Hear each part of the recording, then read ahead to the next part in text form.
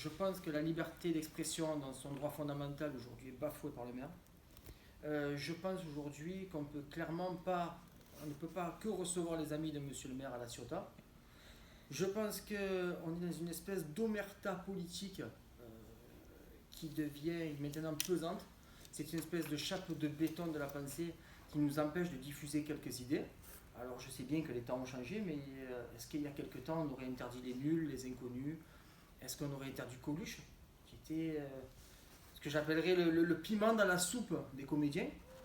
Moi, je suis fier de recevoir quelqu'un aujourd'hui qui fait bouger les mentalités, qui traite avec humour, dérision, quelquefois gravité, c'est vrai, des problèmes qui sont des problèmes de société. Parce que très souvent, on cantonne M. Dieudonné à un certain discours, qu'il soit politique ou non, mais je pense qu'il a un peu des valeurs surtout. Il parle de tout dans ses spectacles. Il n'épargne personne, même lui-même. Donc aujourd'hui, que ce soit de l'autodérision, de la dérision fondamentale, on peut toucher aujourd'hui une vaste population. Alors la Ligue patriotique, on nous affuble certaines fois de petits noms, des fois de jolis noms, des fois on nous parle de belles lettres. Ça dépend, vous savez, c'est ce qu'on appelle dans le glossaire, c'est ce joli politiquement correct, qui englobe beaucoup de personnes et qui plaît, qui séduit. Eh ben, comme m'a dit une journaliste autrefois, non, je pense que je ne suis pas politiquement correct. Parce que j'ai envie de diffuser des valeurs qui sont différentes, divergentes de ce qu'on nous impose, parce que je n'ai pas choisi de suivre le schéma naturel des choses tel qu'on nous l'impose, parce que je n'ai pas choisi de vivre dans une ville aujourd'hui qui est sous une chape de béton et qui coule plus de béton que ce que coule d'eau à la Ciotat. Aujourd'hui, je suis dans la liberté. La liberté de défendre ce que j'ai envie de défendre, mes enfants, mes petits-enfants, la valeur, mon rire. Et je pense que la valeur intrinsèque à tout le monde et la valeur qu'on ne pourra jamais toucher, c'est le rire. On dit que le rire est le propre de l'homme, moi le rire est à côté de moi. Alors j'ai appris il y a quelque temps que monsieur le maire faisait maintenant en vélo la visite des quartiers de la Ciotat au sein de tentes. Moi j'ai trouvé plus de confort dans la tente de monsieur Dieudonné que ce que j'en trouverais au sein des tentes de monsieur le maire. Je sais que quel que soit ce que je dis, ça sera rattrapé par le conseil municipal. Je vais peut-être m'attirer les foudres d'un système qui ne m'aimera pas. Mais voilà, je suis ce que je suis franc, je suis droit. Je suis content d'être parmi vous, fier en plus. Aujourd'hui, j'ai beaucoup de fierté de le recevoir.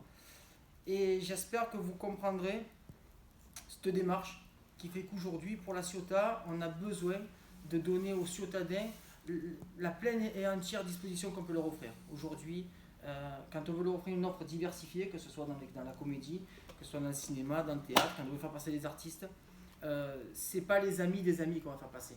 C'est aujourd'hui, on ouvre la porte grande, on laisse la Ciotat telle qu'elle est, on accueille tout le monde et on donne à toutes les franges de population l'occasion de s'entretenir avec ces artistes. Aujourd'hui, c'est un lien qui est inaliénable et je suis content d'offrir ce lien aux Ciotadens, là où moi je viens pallier le manquement du maire, et je le dis ouvertement, c'est un manquement de ne pas recevoir un artiste et pas donner la parole à de nombreuses personnes ciotadines, parce que vous pouvez le voir sur les réseaux sociaux, ça s'est déchaîné ces temps-ci. Et je suis assez fier quand je vois des gens qui me disent je n'aime pas l'artiste, pour autant j'aime bien écouter ce qu'il a à dire. Je pense que c'est le propre de chacun d'aller s'informer, comme j'écoute les partis politiques divergents dont je ne partage pas du tout les orientations. Certes, vous savez très bien que je participe pas à l'élaboration de la Ciotat qu'on nous construit actuellement. Je suis en désaccord avec de nombreux projets du maire. J'aime ma ville, j'y suis né. Je suis attaché à mon terroir, à mon pays, à ma France. Je suis aussi porte-parole européen parce que j'aime la défendre au sein d'une Europe que je sens aliénée aujourd'hui, mais c'est encore un autre débat aux volontés européistes et mondialistes. Voilà, aujourd'hui, je pense qu'on est plus dans l'accueil d'un personnage haut en couleur et un personnage qui, moi, en tout cas, me fait rire. Et voilà, je tiens à y passer la parole pour qu'il s'exprime lui aussi. Merci d'abord pour cet accueil chaleureux. C'est pas à mon habitude d'être accueilli comme ça dans les mairies, c'est vrai, c'est la première fois, je crois. Mais je n'ai pas besoin habituellement ni des mairies ni des médias pour remplir mes salles de spectacle. Je n'ai rien contre les mairies ni contre les médias d'ailleurs. Vous êtes face à moi. Je ne sais pas à qui appartiennent ces médias et quelle politique ils mènent de manière générale, mais j'ai appris avec Internet et avec les réseaux sociaux que les médias aussi évoluaient, vous évoluez avec votre temps, et vous n'êtes pas forcément toujours en phase avec ce qui se passe. Moi, je suis l'un des artistes humoristes français les plus populaires, puisque sans affichage, et vous le verrez si vous venez ce soir, sans l'aide des médias, puisque là, vous êtes là, parce que vous allez raconter ce que je suis en train de vous dire. En fait, on n'a plus besoin, il y a un nouveau monde qui est en train de se mettre en place, moi j'en fais partie, j'ai survécu au lynchage médiatique, je suis vraiment content d'être là et je pense que c'est une belle initiative. Moi je ne fais pas de politique, mais je crois que c'est comme ça qu'il faut faire de la politique, parce qu'il faut s'ouvrir aux autres. On n'est pas forcé d'être d'accord les uns avec les autres, mais en tout cas savoir s'écouter. Moi j'ai mon bâton de pèlerin d'humoriste, je suis dans toute la France, faire rire les Français, et ils en ont bien besoin. Alors, je sais pas, monsieur le maire n'est pas mon ami, apparemment, je n'ai pas cherché à être son ami non plus, je ne le connais même pas. Ouais, il ne me connaît même pas, et il se laisse bercer par ce qu'il entend, ici et là.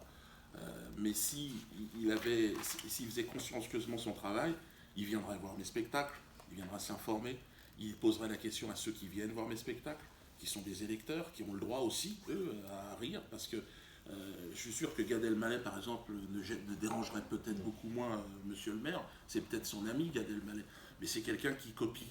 Il copie, il est en ce moment d'ailleurs en procédure, parce qu'il a copié une bonne partie de son œuvre. Bon, moi, c'est original, alors ça peut déplaire, effectivement, mais ça peut plaire aussi beaucoup. Que ceux qui n'ont pas envie de venir me voir ne viennent pas me voir, ça ne me dérange absolument. De toute façon, on est complet. Mais ce que j'ai à dire, c'est que la réalité, c'est que le peuple, lui, me soutient. Contrairement, effectivement, à vos rédacteurs en chef et à votre maire. Bon, après, je vous dis, tout comme vous, vos journaux qui sont sous perfusion aujourd'hui des subventions, moi, je vis tout seul, je suis indépendant. Je sais, quand je me balade dans la rue, de la réalité des choses, puisque les gens qui me soutiennent, ils le font pas, ils sont pas obligés de le faire. Et il n'y a pas de sondage, c'est la réalité des choses, quoi. Alors j'espère que vous aurez l'honnêteté de retranscrire ce que je vous dis sans... je ne me fais pas d'illusions. Si je suis dans cette situation, c'est avant tout parce que, on va dire que quelques propriétaires de grands journaux ont décidé de m'instrumentaliser et de faire de moi le diable, l'antisémite ou je ne sais quoi encore. Voilà des mots, voilà, qui vous disqualifient de la tribune, qui vous enlèvent. J'ai commencé pourtant pendant 10 ans en duo avec un artiste juif, Elie Semoun, mais bon, ça ne compte pas, je suis un antisémite viscéral. Bon, écoutez, moi j'ai rien à dire sur ce sujet, sur ce chantage à l'antisémitisme, si ce n'est que venez voir mes spectacles et constatez par vous-même.